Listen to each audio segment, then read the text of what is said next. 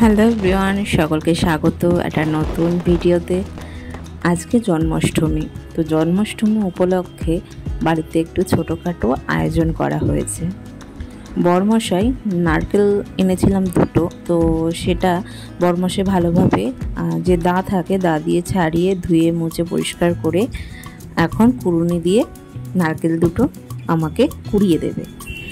কুড়িয়ে দেওয়ার পরে কিছুটা নারকেল, এতটা তো তালের বড়াতে লাগবে না, অনেকে তালের বড়ায় নারকেল দেয় আবার দেয় না, তো আমি তালের বড়ায় নারকেল দিলে বেশ ভাল লাগে। তো একটা নারকেল দিয়ে করব তালের বড়া, একটা নারকেল দিয়ে করবে একটু নাড়ু।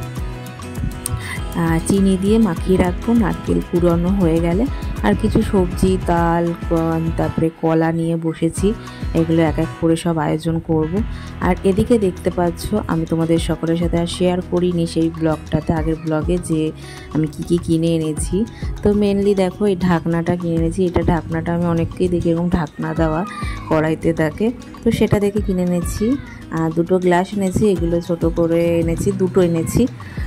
মাঝে মধ্যে একটু চাও খেতে পারবো আর বাবুসোনা জল খেতে পারবে। 20 টাকা করে নিয়েছে এই গ্লাসগুলো, তো ওর জন্য দুটো এনেছি। আর ছোটো ছোটো পুচকু গ্লাস, আমার বাবুসোনা খুব সুবিধা হবে জল খেতে।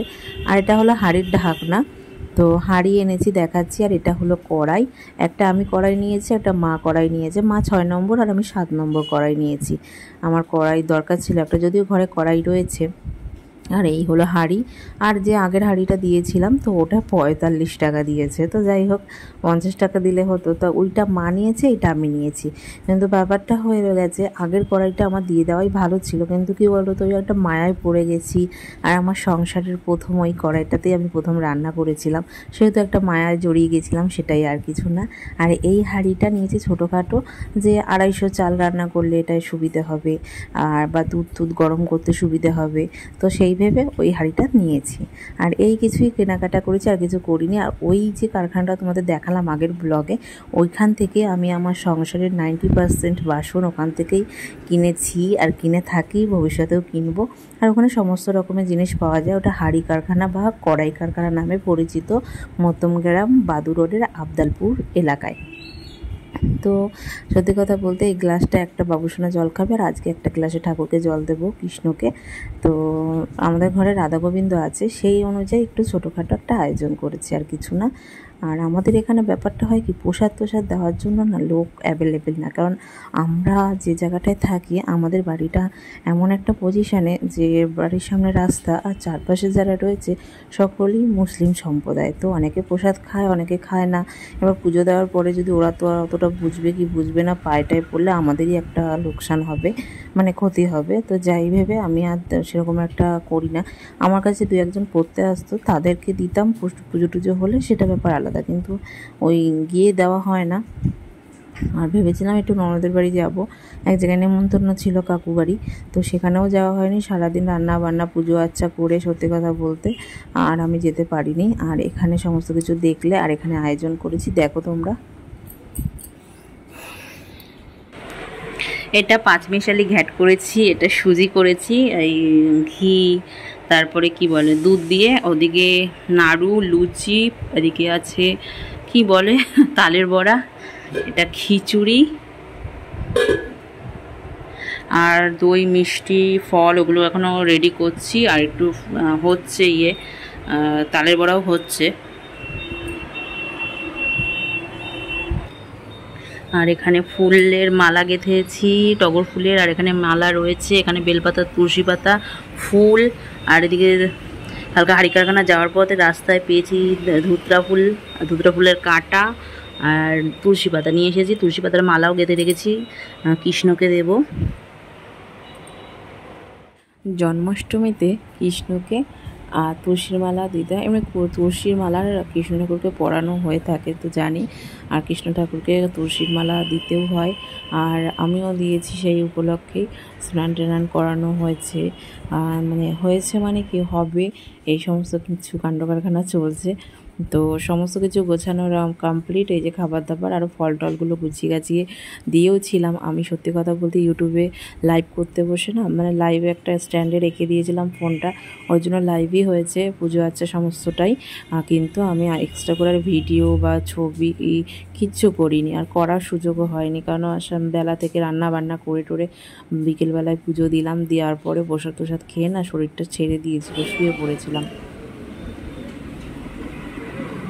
বাসন টাসন মাজা সব কমপ্লিট।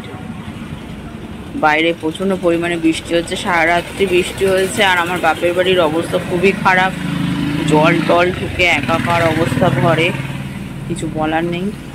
বামনগাছি যে এলাকায় জল, বামনগাছি পুরোটা জায়গায় জল ভর্তি, কিন্তু খুব খারাপ অবস্থা।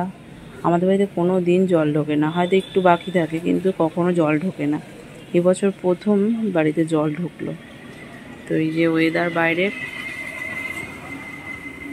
আর এই যে বাসন টাসন মাজা হয়েছে, আর আমাদের যে তুলসী মঞ্চ, তো যাই হোক, আর ঠাকুর ঘরে পুজো দেওয়া হয়ে গেছে। আর কালকে আমি লাইভ করেছিলাম, তারপরে ভিডিও আর কিছু করিনি, ইউটিউবে লাইভ করেছিলাম, তো সেহেতু ওর জন্য কোনো ছবি ভিডিও আমার ফোনে নেই। তো আজকে আমি একটু তোমাদেরকে ঠাকুর দর্শন করিয়ে দিচ্ছি সকাল সকাল। তা এদিকে বাসন টাসনও রয়েছে, ঠাকুরের বাসন ওগুলো মাজা হয়নি, যেটা ঠাকুরকে দেওয়া হবে পুজো সেটা মাজা হয়েছে। এক্সট্রা করে বাসন রয়েছে, কালকে রান্না বান্না করা হয়েছে, জল টল তুলে রাখা রয়েছে, বাসনগুলো পরে একটু মাজবো। আর এগুলো তো সকালের বাসন, মাজা হয়েছে সকালে। আর এই হলো যে বাসন আমরা কালকে রান্নাবান্না আমি করেছিলাম, আর সব কিছু এগুলো মেলা, পুরো ঘরে বাইরে সব এরকম করে সব মেলা বাইরে। আর চলো তোমাদের এখন নিয়ে যাই ঠাকুর ঘরে।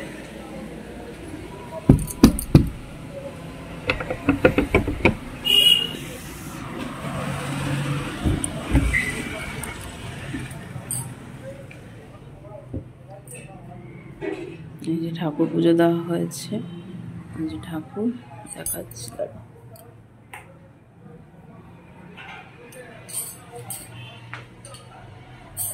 জয় মা।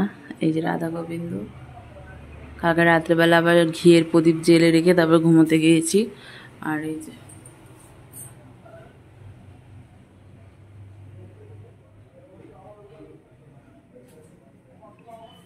আজকে তো মঙ্গলবার, বজরংবলীকে পুজো দেওয়া হয়েছে, কলাটা তুলে নেব। আর ওই যে গুরুদেব, বাবা লোকনাথ, ওদিকে শিব ঠাকুর, এই যে ধুতরা ফুল কাটা, এগুলো কত দাম দিয়ে কিনেছি, আর বাড়ির পাশেই ছিল, হয়তো সেই সময় আর পেতামও না, লোকজন নিয়ে গেছিলো। তো যাই হোক, হাঁড়ি কারখানা যাওয়ার সময় পথে পেলাম, নিয়ে নিলাম। তুলসীর পাতাও ফুল আনার সময় চেয়েছিলাম, দিয়েছে, কিন্তু আরেকটু চাইছিলাম টাকা দিয়ে, তাও দিচ্ছিল না। তো ওখানে তুলসী পাতা পেয়ে গেলাম। তো আমাদের ঘর থেকে দেখা যায় বাড়ি থেকে, যেখান থেকে তুলসী পাতা, তারপরে এই ধুতরা ফুল টুল নিয়েছিলাম। যাই হোক, মহাদেবকে দেওয়া হলো। আর এই হলো আমাদের ঠাকুরঘর, তোমরা দেখলে। আর এই হলো রাধা গোবিন্দ। আর যে পাখা থাকে না ময়ূরের, সেই পাখা দিয়ে যে হাওয়া করা হয় ঠাকুরকে, সেটা আবার পেছনে একটু ডেকোরেশন করে দিয়েছি যাতে দেখতে ভাল লাগে, সত্যি ভাল লাগছে দেখতে। আর একটা সুন্দর দেখে ভাবছি পাখা কিনবো, দেখি মেলা টেলা বা কোথাও গেলে। আর এই হলো আমাদের ঠাকুরঘর, পুজো আচ্ছা হয়ে গেছে আজকের জন্য পুরো।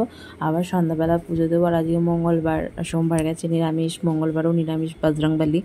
আমার সামনে গণেশ পুজো আসে, ভাবছি এবছর গণেশটা পাল্টে নেবো, দেখা যাক, সবই দেখা যাক বলে রাখছি, কারণ সবই তো বুঝতেই পারছো বন্ধুরা, আর কিছু না, সব সময় তো সব কিছু পসিবল হয়ে ওঠে না, সেটাই, আর কিছু না।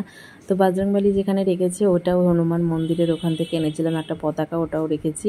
আর তার উপরে একটা ছবি ছিল আমাদের ঘরে, সেটা আবার বরমশাই একটু ডেকোরেশন করে দিয়েছে, ওই করেই ওখানে একটা সিংহাসন মতন বসিয়েছি, আর কিছু না।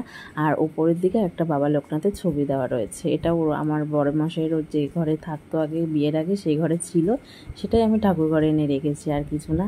আর একটা নিবেদন করেছি ফল, আপেল, সেটা আমি সাইডে রেখে দিয়েছি, ওটা দান হিসেবে, ওটা আগামীকাল আমি ওটা একজন কাউকে না কাউকে দান করে দেবো, আমি খাবো না, এই, আর কিছু না। আর ঠাকুর পুজো বেশ ভালোই করেছি, ছোটোর মধ্যে যেটুখানি পেয়েছি আয়োজন করেছি, কিন্তু কোমর টোমর হাত পা প্রচণ্ড ব্যথা হচ্ছিল, আর পারছিলাম না। আর রান্নাবান্নারও সেরকম ঝামেলা ছিল না আর কালকে, গতকাল। তো এইভাবেই দিনটা কেটেছিল সত্যি কথা বলতে। আর একটা পার্সেল এসেছিলো, সেটা তোমাদেরকে দেখাবো, চলো। এটা অর্ডার করেছিলাম, এটা চলে এসেছে। তা সত্যি 2 দিন আগে এসেছে, আমার আনবক্সিং করার টাইমই হয়নি। তো এখন দেখে নিই, কারণ ভিডিও করে নিচ্ছি, যদি অসুবিধা হয়, এটাই সমস্যা থাকলে থাকলে এটা পাল্টানো যাবে। একটা সমস্যা, ট্রিপল এক্সেল অর্ডার করেছি। বড় হলে একটু সেলাই করে নিতে পারবো, কিন্তু বেশি বড় হলে দেখছি কী করা যায়, কেমন লাগছে একবার পরেও দেখে নেবো। তো এটা খুলছি, খুলে দেখি কেমন হয়েছে জামাটা। কালারটা খুব ভালো, মানে কালারটা খুব ভালো বলেই আমার ভীষণ চোখে লেগেছে, ওর জন্যই নিলাম আরও। আসলে শরীর একটু হেভি হয়ে গেলে না, সত্যি নিজেরই কেমনটা লাগে, যে কোনটা ভালো লাগবে কোনটা ভালো লাগবে না, কেমন লাগবে, এই ভাবনা চিন্তা করতে গিয়ে না আর হয় না। তো যাই হোক, এটা ট্রিপল এক্সেল দেখা লেখাই রয়েছে। একটু বড় কেনার দিকে ভালো, ছোটো যাতে না হয়। এক হাতে কি আর হয়, স্ট্যান্ডটাও তোদের সামনে নেই। তো যাই হোক, এই যে দেখতেই পাচ্ছ, খারাপ আসেনি। এবার দেখতে হবে সেলাই টেলাইগুলো, কালারটা বেশ ভালোই এসেছে।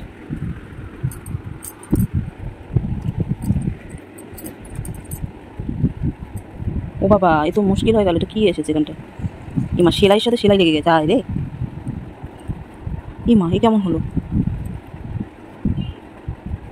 সেলাইটা এখান থেকে খুলে দিতে হবে, একটু জন্য আর পাল্টাবো না। এটা আসলে যখন সেলাই করছিল বুঝতে পারিনি, করে দিয়েছে। তাই এইগুলো তো চেক করে দিতে হয় না, এইগুলো একটু খুব খারাপ কাজ করে এরা।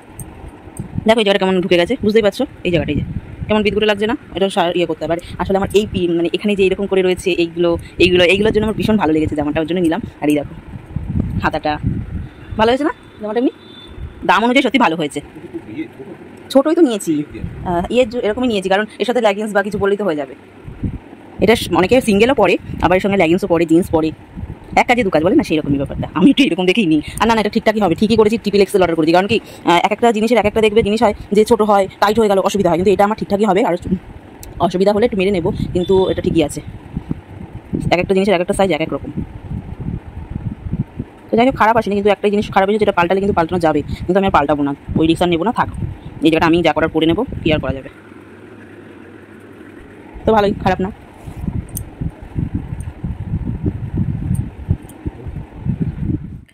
তো সকলকে এটাই বলবো, তোমাদের আমার ব্লগ কেমন লাগে অবশ্যই কমেন্ট করে জানাবে। ভালো লাগলেই জানাবে, আর ভালো না লাগলেও জানাবে, এটা আমার জানা অবশ্যই দরকার। কারণ আমার পক্ষে যদি ঠিকঠাকভাবে ব্লগ করা না হয়, তাহলে আরও চেষ্টা করব।